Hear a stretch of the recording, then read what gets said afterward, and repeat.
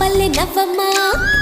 తీయగా కొమ్మ ఒళ్ళో పున్నగ పువ్వలే నవ్వమ్మ హరి విల్లుగా నవ్వుతూ ఉంటే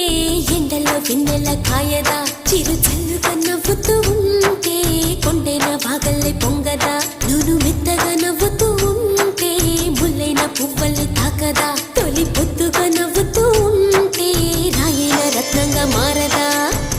హాయిగా అమ్మ ఒళ్ళో చిన్నారి పాపల్లె నవ్వమ్మ తీయగా కొమ్మ ఒళ్ళో పున్నగ పువ్వలే నవ్వమ్మ